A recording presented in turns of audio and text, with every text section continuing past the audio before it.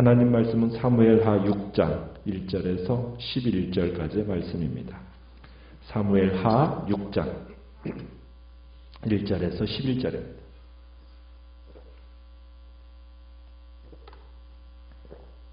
사무엘하 6장 1절입니다. 다윗이 이스라엘에서 뽑은 무리 3만 명을 다시 모으고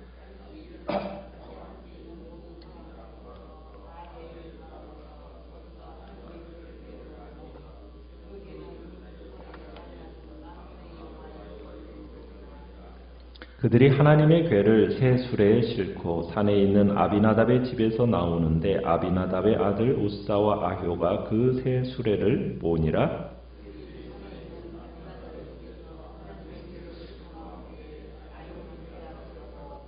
다윗과 이스라엘 온 족속은 잣나무로 만든 여러 가지 악기와 수금과 비파와 소고와 양금과 재금으로 여호와 앞에서 연주하더라.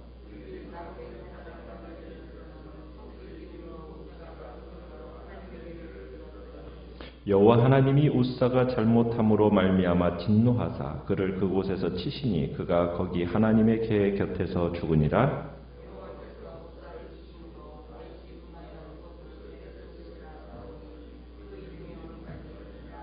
다윗이 그날에 여호와를 두려워하여 이르되 여호와의 궤가 어찌 내게로 오리요 하고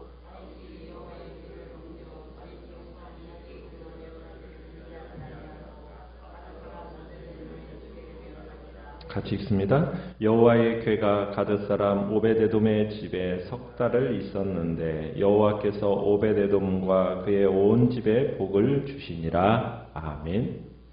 오늘 말씀의 제목은 말씀에 대한 무지라는 제목으로 말씀을 나눕니다.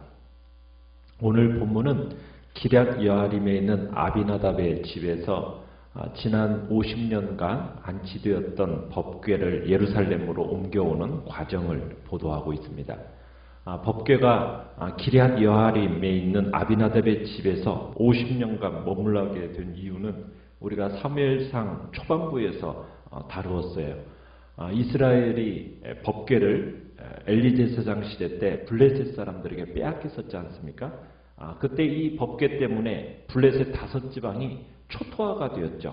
큰 재앙이 블레셋 지방에 임하게 되었었어요. 그때 블레셋 사람들이 너무나 두려워서 이 법궤를 어떻게 합니까? 이스라엘로 돌려보내죠.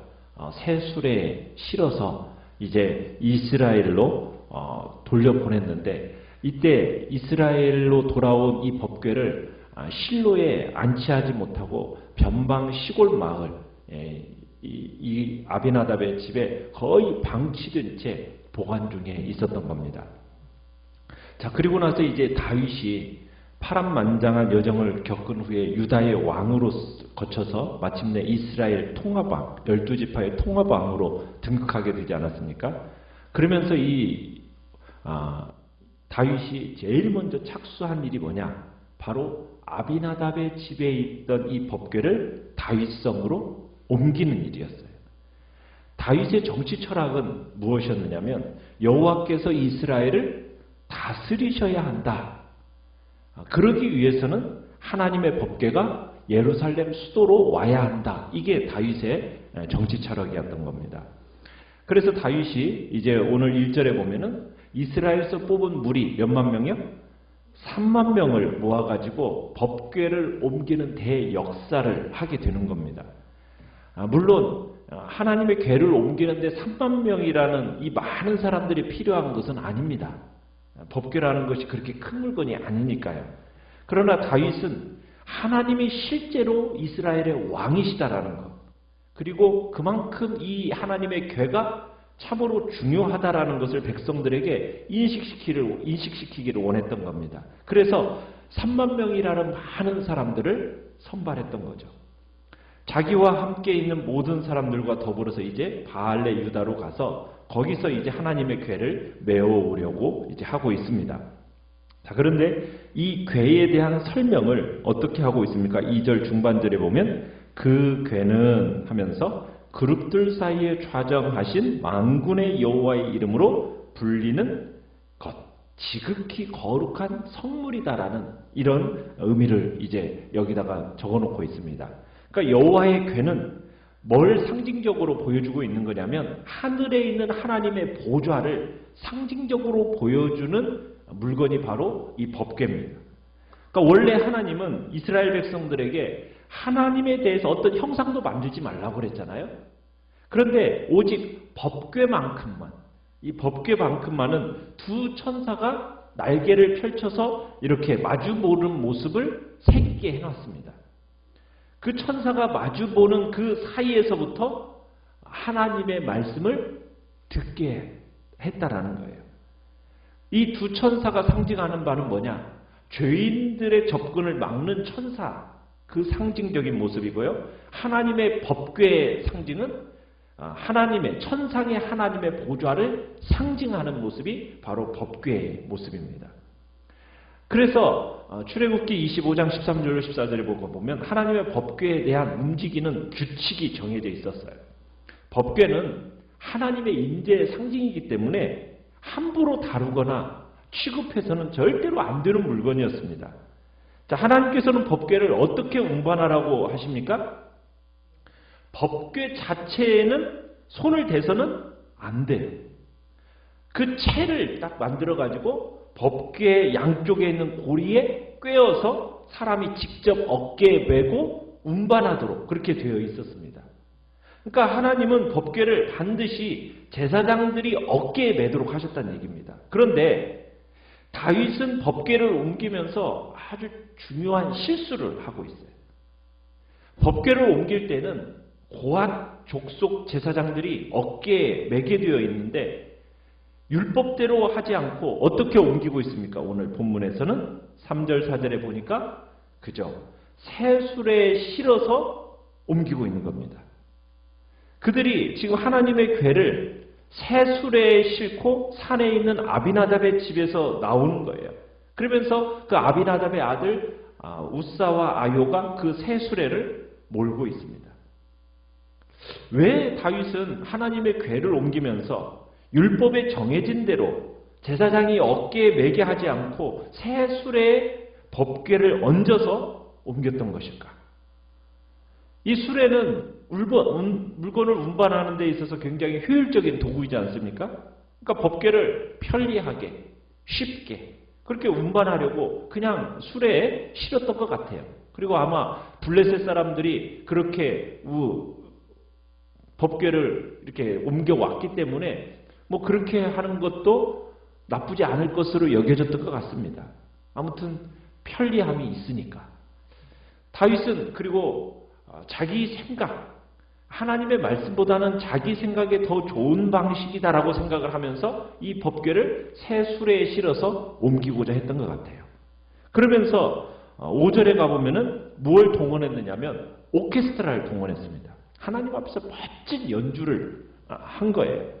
그래서 산에 있는 아비나답의 집에서 하나님의 그 궤를 싣고 나올 때 아효는 궤 앞에서 가고 다윗과 이스라엘 온 족속은 잣나무로 만든 여러 가지 악기와 수금과 비파와 소고와 양금과 재금으로 막 여호와 앞에서 연주하면서 막 따라간 겁니다. 참 사람들이 보기에는 참 다윗이 하나님의 이 법궤를 옮기는 방식이 어때요? 아주 참 웅장하고 멋있잖아요. 조금도 손색이 없어 보이잖아요. 3만 명이나 되는 훌륭한 사람들이 뽑혔고 거기에다가 수레도 새 수레로 딱 법궤를 딱 실어놓고 그 앞에서는 오케스트라가 막 연주하면서 막 이렇게 움직이고 있으니까 얼마나 멋있습니까? 그런데 단 하나, 하나님의 말씀이 무시되고 있어요.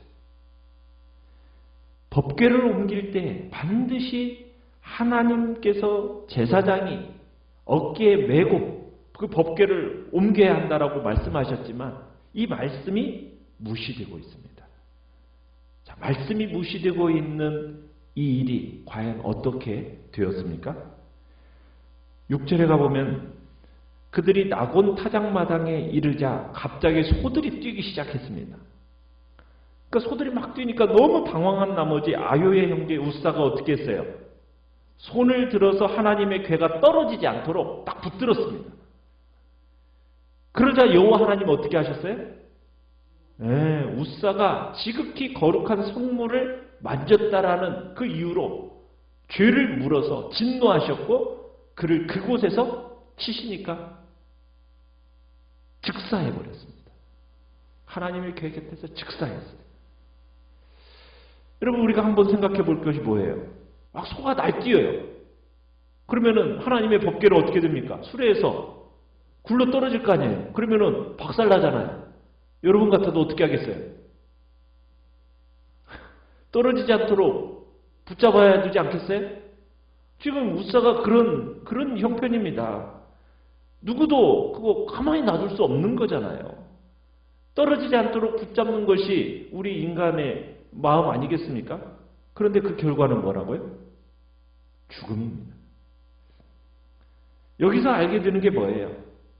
하나님이 법궤를 옮기겠다는 그 계획 자체를 반대하신 건 아닙니다.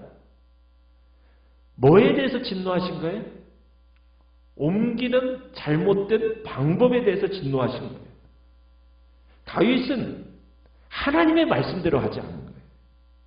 블레셋 사람들이 했던 방법, 사람의 보기에 멋있고 편리한 방법, 이 하나님의 말씀의 불순종이 결국엔 젊은 한 사람을 죽게 만든 겁니다.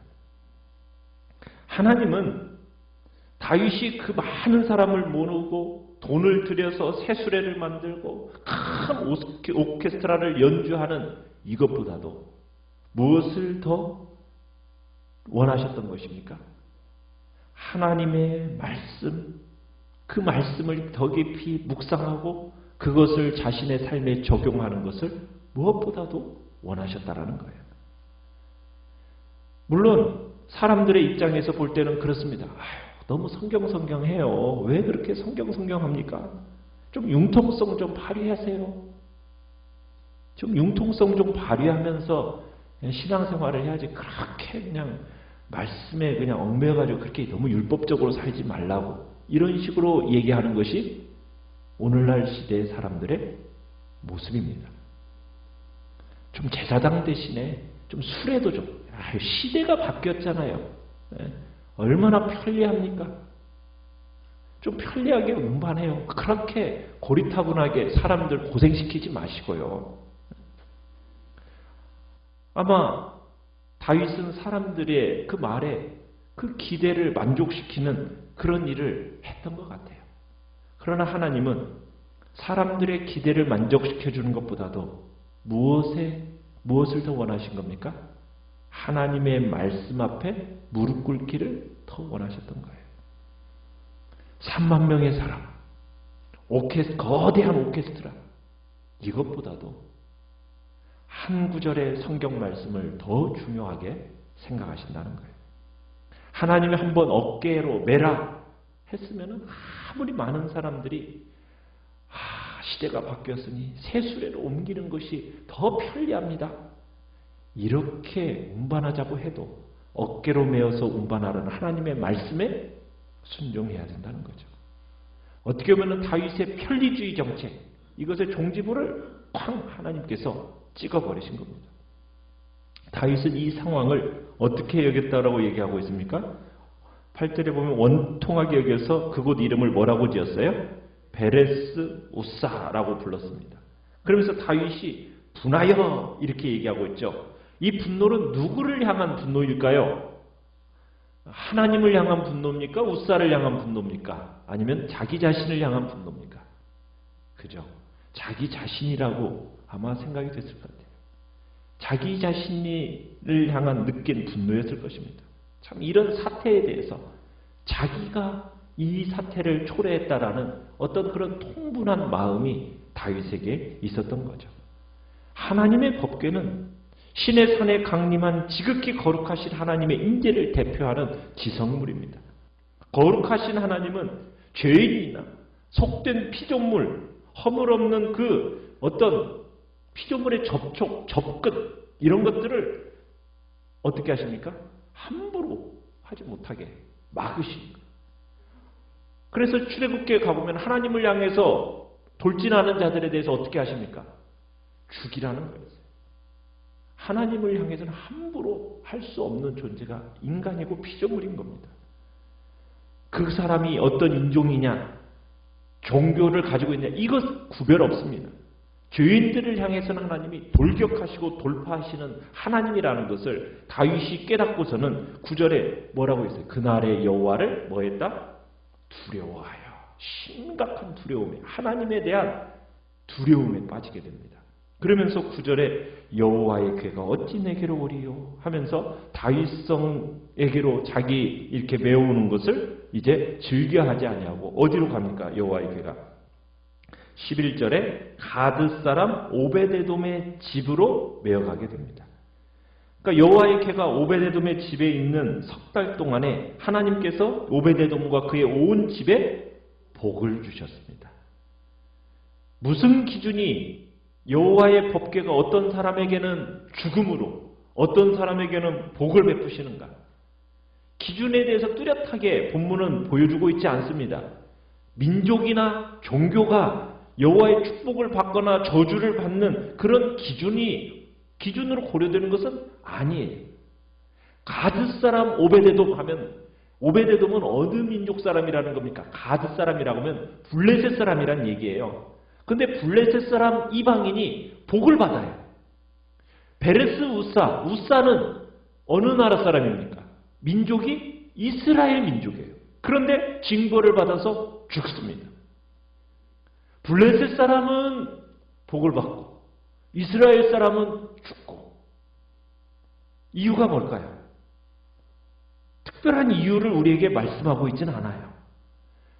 그러나 하나님의 법궤 자체는 복의 근원입니다. 한 가지 분명한 건 뭐냐? 거룩한 하나님의 이 법궤를 인간적인 마음대로 만지거나 다룰 수 있는 게 아니라는 거예요. 그러다가는 돌연한 징벌이 초래되어진다는 거죠. 중요한 게 뭐냐면 말씀에 대한 무지가 죽음으로, 더 쉽고 합리적으로 보이는 세상적인 방법이 파멸로 올 수 있다는 거 우리가 기억해야 된다는 겁니다. 그래서 우리가 하나님의 임재 앞에 온전히 서기 위해서는 나 자신의 방법으로 해서는 안 됩니다. 누구의 방법으로? 하나님의 방법으로. 우리가 하나님께 나아가야 한다는 거예요. 하나님의 방법은 어디에서? 말씀. 그래서 우리가 하나님의 말씀을 날마다 정말 묵상해야 되고 하나님의 그 원하시는 뜻이 어디 있는지를, 기뻐하시고 온전하신 뜻이 어디 있는지를 끊임없이 묵상하면서 매일같이 그 명령에 순종함을 삶을 살아가는 것이 우리의 인생의 복된 길이라는 것. 주님 앞에서 어떻게 보면 이 말씀에 대한 정말로 두려움의 마음을 가지고 그 말씀대로 순종하며 살아가겠다라는 복된 결단이 우리 안에 있기를 간절히 바랍니다. 말씀을 생각하면서 기도하시